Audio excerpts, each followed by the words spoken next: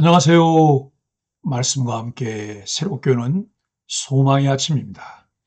제시펜 루이스는 성도는 그리스도께서 소유하신 무기인 절대 순종으로 무장해야 한다라고 이야기합니다.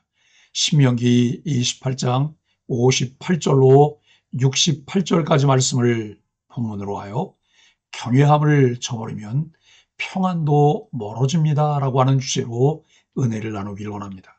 신명기 28장 36절로 57절의 말씀을 통해 하나님의 은혜를 기쁨으로 반응하지 않는 불순종이 어떻게 더 깊은 심판을 몰고 오는지를 묵상했습니다. 왕이 끌려가고 농사는 허무해지며 성 안에서 자녀를 삶아먹는 극단의 재앙까지도 언급되었습니다.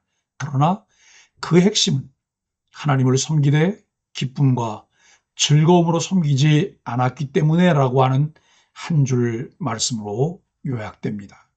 말씀이 없으면 기쁨도 없고 기쁨이 없는 섬김은 껍데기뿐인 신앙이 되어 결국 재앙을 초래하게 됩니다. 기쁨이 없는 섬김이 몰고 온 더 깊은 비참함은 우리의 삶을 더 피폐하게 만듭니다. 어제 하루 나는 기쁨으로 주님을 섬겼습니까? 아니면 형식적인 의무감에 머물렀습니까? 오늘 본문은 그 결과가 어디까지 이어지는지를 보여줍니다.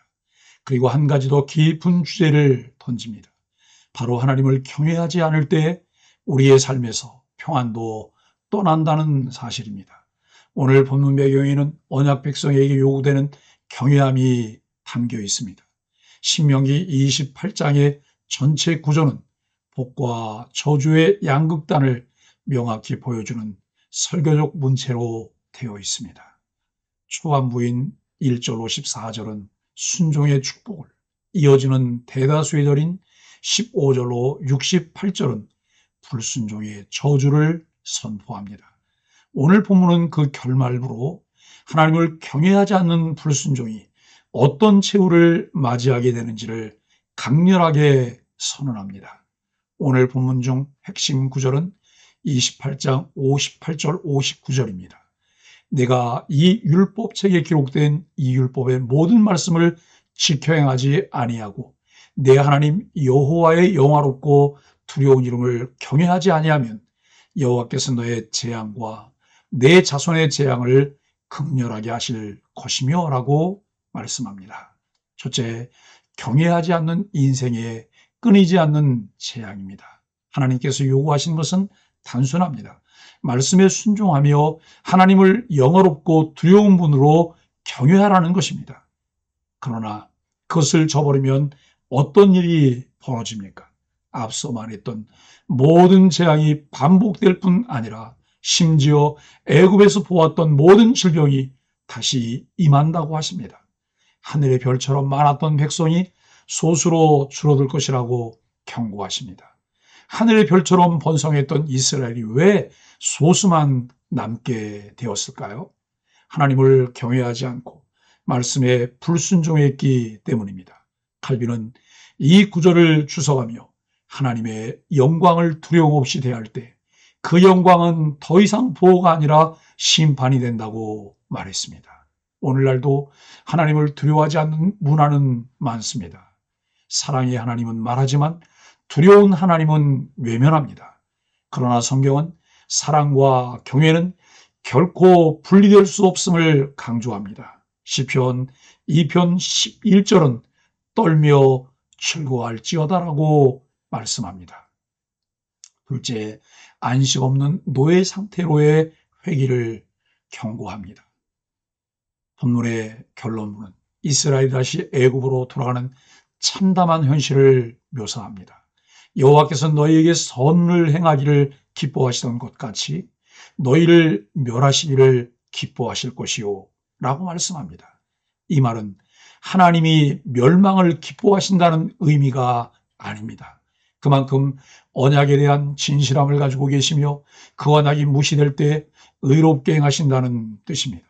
그리고 애굽으로 돌아가는 것은 단순한 장소가 아니라 종살이로 돌아가는 상징적 표현입니다. 이것은 자유의 상실, 곧 경외함을 잃은 이가 누릴 수 있는 진짜 자유란 존재하지 않음을 드러냅니다. 예레미야 42장, 43장에서도 유다 백성은 바벨론의 위협을 피하려고 스스로 애굽으로 내려가려 합니다.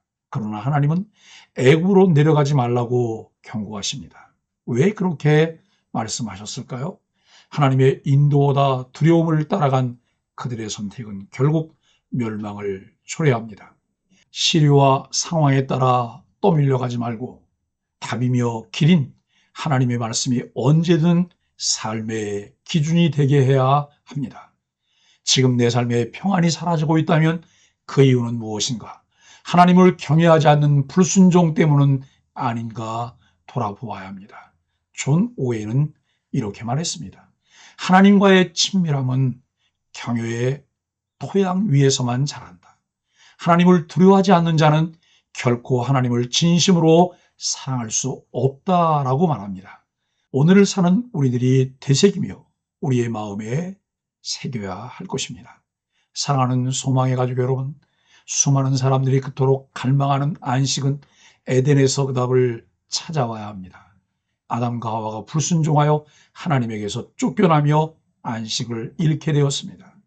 안식의 회복은 참된 경외에서 이루어지는 것을 성경은 일관되게 말씀하고 있습니다. 이 부분을 가볍게 여길 때 참된 안식은 회복될 수 없습니다. 경외함을 잃은 자는 결국 안식을 잃습니다. 신약의 히브리서 기자는 이스라엘의 불순종을 보며 이렇게 말합니다. 그들이 믿지 아니함으로 능히 들어가지 못한 것이라. 그러므로 우리가 저 안식에 들어가기를 힘쓸지니라고 히브리서 4장 11절에서 말씀합니다.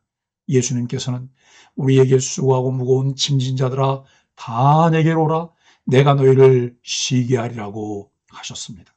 그런데 그 쉼은 예수님의 멍에를 메고 그분의 가르침을 따를 때에만 주어집니다. 경외 없는 자유는 참된 평안을 줄 수 없습니다. 하나님을 두려워하고 그 말씀을 따를 때에만 안식은 회복됩니다. 경외를 잃으면 자유도 잃습니다. 하나님을 두려워하지 않는 곳에 참된 평안은 없습니다. 순종이 회복될 때에만 안식이 돌아옵니다.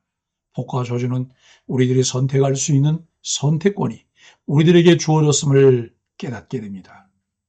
복을 위해 순종의 길을 선택하며 참된 안식을 누리는 소망의 가족들이 되기를 예수 그리스도 이름으로 간절히 축복합니다. 함께 소망의 아침 기도를 드립니다. 주님, 제 안에서 평안이 깨질 때마다 경외를 잃은 것은 아닌지 돌이키게 하여 주옵소서.